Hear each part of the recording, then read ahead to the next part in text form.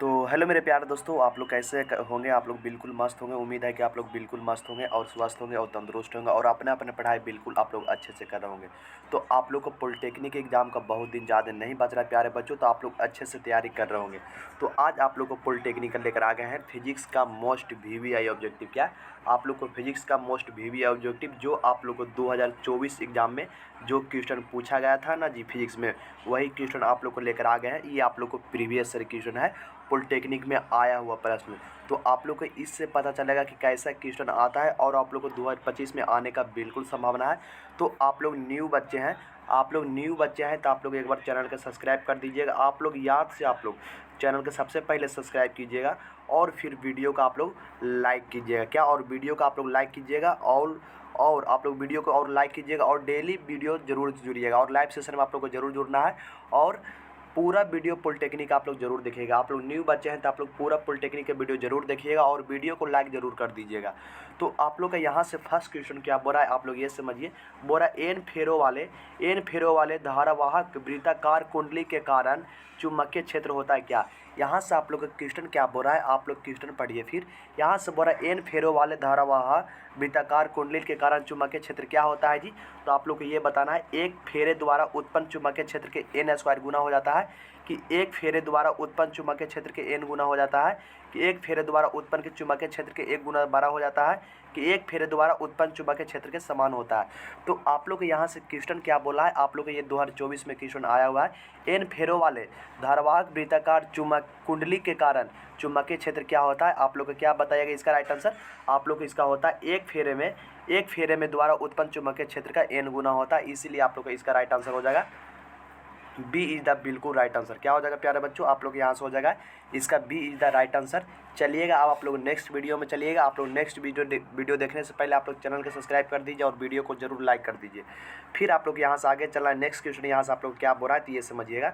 तो आप लोग को यहाँ से नेक्स्ट क्वेश्चन बोल रहा है, आप लोग को बोल रहा है एक परिनालिका के अंदर उत्पन्न शक्तिशाली चुंबकीय क्षेत्र का उपयोग कुंडली के अंदर रखे गए चुंबकीय संभागी जैसे नरम लोहे के टुकड़े का चुंबकित करने के लिए क्या जा सकता है, उसे चुंबक को बनाना है, उसे क्या कहते हैं। तो आप लोग का क्वेश्चन क्या बोल रहा है, आप लोग क्वेश्चन आगे समझिए। ये आप लोग को पॉलिटेक्निक एग्जाम में प्रश्न पूछा गया है। यहाँ से आप लोग को ये बोल रहा है एक परिनालिका के अंदर उत्पन्न शक्तिशाली चुंबकीय क्षेत्र का उपयोग कुंडली के अंदर रखे गए चुंबकीय संभागी जैसे नरम लोहे के टुकड़े को चुंबकीय करने के लिए किया जाता है। वो जो चुंबक बनता है उसे क्या कहते हैं, उसे हम लोग क्या कहते हैं जी, विद्युत चुंबक कहते हैं, अनुचुंबक कहते हैं, प्रति चुंबक कहते हैं, अस्थायी चुंबक कहते हैं। तो आप लोग उसे हम लोग विद्युत चुंबक कहते हैं, इसीलिए आप लोग को यहाँ से राइट आंसर हो जाएगा बिल्कुल ए इज द बिल्कुल राइट आंसर। तो आप लोग अच्छे ढंग से ये सब प्रश्न याद रखिएगा क्योंकि आप लोग को पॉलिटेक्निक में 2025 में आने का बिल्कुल संभावना है। तो आप लोग यहाँ से आगे चलिएगा। यहाँ से आप लोग को नेक्स्ट क्वेश्चन क्या बोल रहा है आप लोग ये समझिए। तो आप लोग को यहाँ से नेक्स्ट क्वेश्चन बोल रहा है, आप लोग ये देखना है। यहाँ से आप लोग को नेक्स्ट क्वेश्चन क्या बोल रहा है आप लोग ये देखिए। विद्युत धारा में बहने के कारण वाले लंबे सीधे परिनालिका के भीतर चुंबकीय क्षेत्र क्या होता है जी, शून्य होता है। जैसे जैसे अनंत ओर बढ़ते हैं वैसे घटता है, कि जैसे जैसे हम अनंत की ओर बढ़ते हैं वैसे बढ़ता है, कि सभी बिंदुओं को समान होते हैं। तो आप लोग इसका बताइएगा विद्युत धारा को वहन करने वाले एक लंबे सीधे परिनालिका के भीतर चुंबकीय क्षेत्र क्या होते हैं। आप लोग इसका जरूर बताइएगा कमेंट में, इसका आप लोग आंसर जरूर बताइएगा क्योंकि आप लोग कमेंट जरूर देखेंगे कि इसका आप लोग राइट आंसर क्या बता रहे हैं। फिर आप लोग यहाँ से आगे चलना है, इसका आप लोग जवाब देना है। अब इसका आप लोग जवाब देना है। इसका आप लोग क्या देखिएगा जी, इसका आप लोग भी इसका जवाब आप लोग दीजिएगा। क्या इसका आप लोग अब जवाब दीजिएगा। इसका आप लोग क्या आप देख रहे हैं, थोड़ा सा देख लेते हैं इसका आप लोग का जवाब क्या आ रहा है। ये क्वेश्चन आप लोग देखिए, फिर इसका आप लोग आंसर क्या दे रहे हैं आप लोग को ये बताना है। तो यहाँ से आप लोग को 15 नंबर क्वेश्चन बोल रहा है।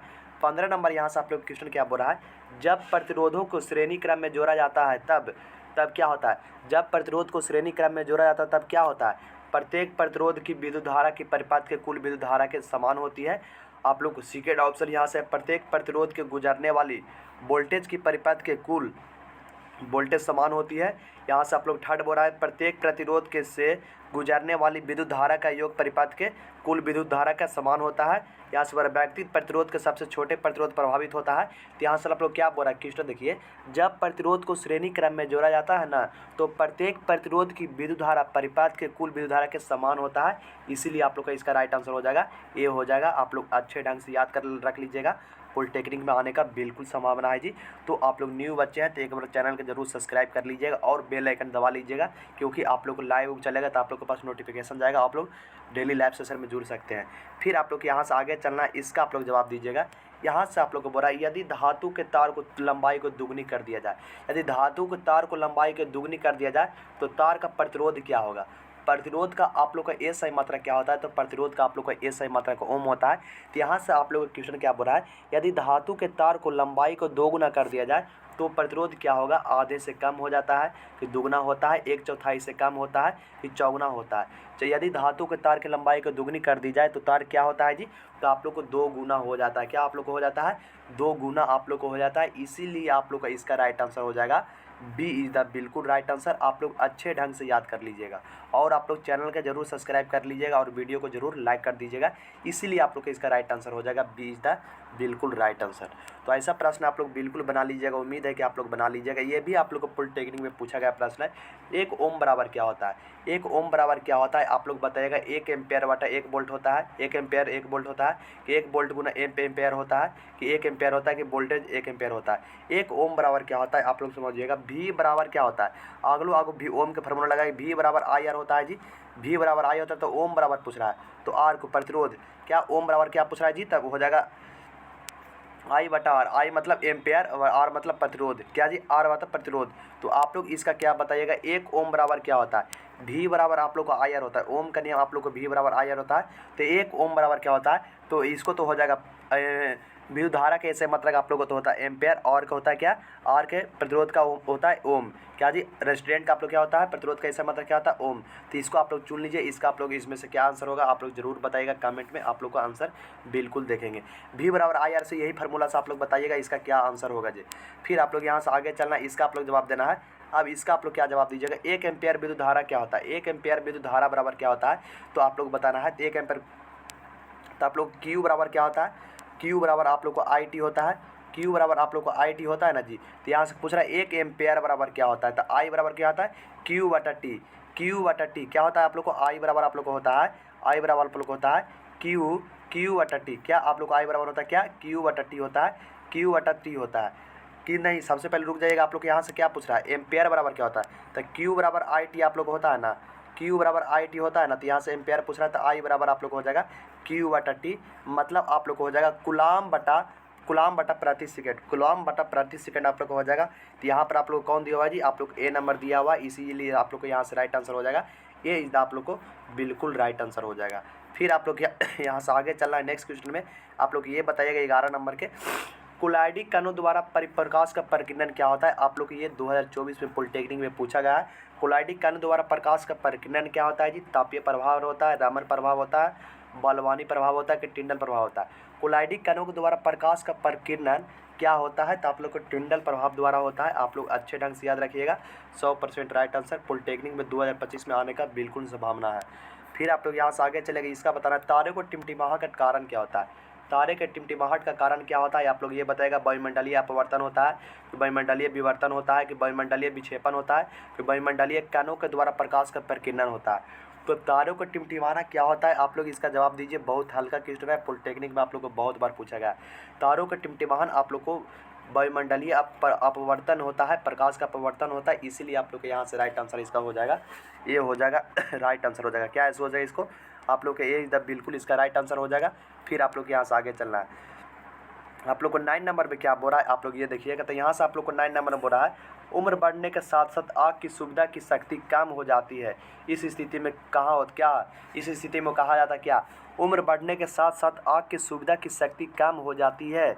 इस स्थिति में क्या कहते हैं, निकट दृष्टि दोष कहते हैं, जरा दृष्टि दोष कहते हैं, दीर्घ दृष्टि दोष कहते हैं, दृष्टि दोष कहते हैं। तो इसका आप लोग हो जाएगा जरा दृष्टि दोष कहते हैं। कैसे जरा दृष्टि दोष किसे कहते हैं, जिसमें दूर की वस्तु भी स्पष्ट नहीं दिखाए और निकट के वस्तु भी स्पष्ट नहीं दिखाए, उसे हम लोग कहते हैं जरा दृष्टि दोष।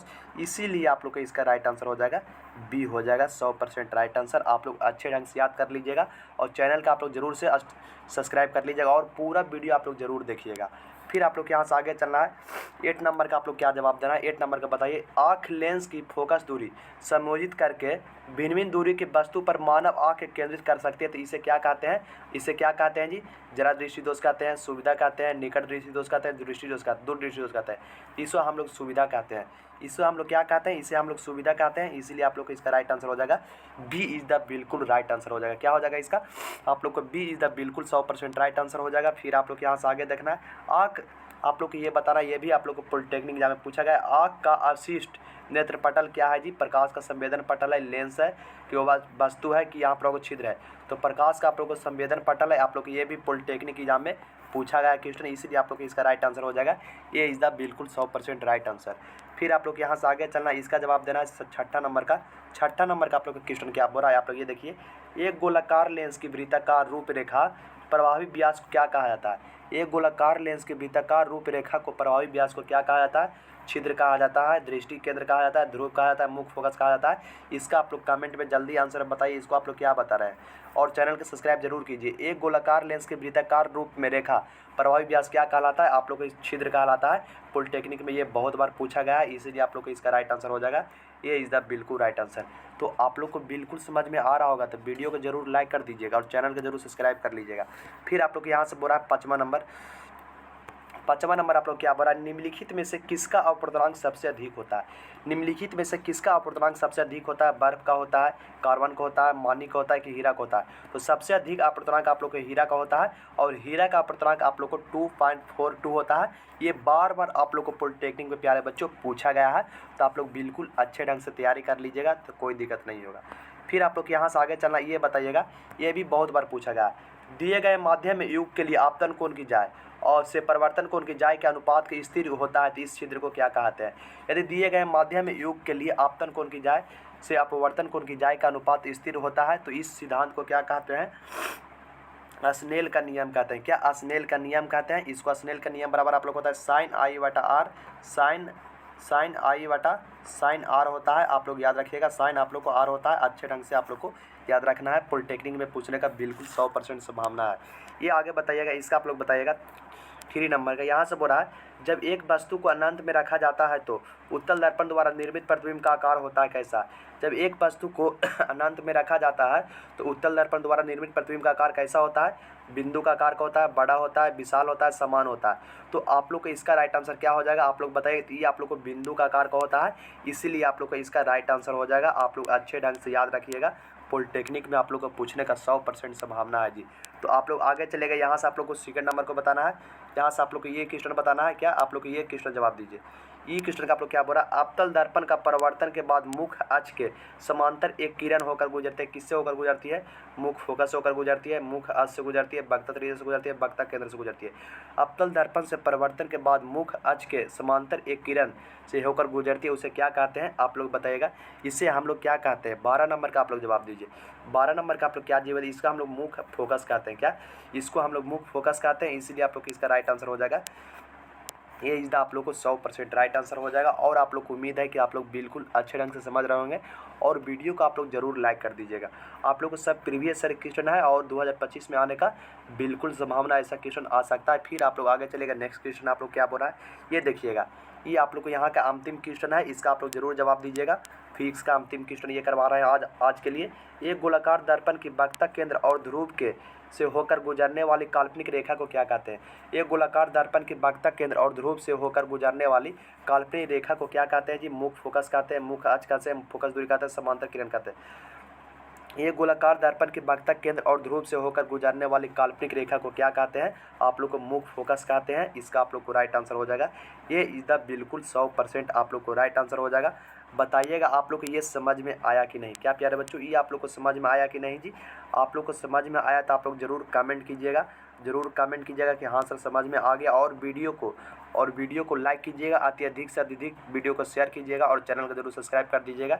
चलिए आप लोग को मिलते हैं कल आप लोग को नेक्स्ट क्लास में आप लोग को मिलते हैं केमिस्ट्री का मोस्ट VVI ऑब्जेक्टिव लेकर प्रीवियस ईयर पॉलिटेक्निक का। चलिए यहाँ तक आप लोग को रहने दीजिए। चलिए बाय।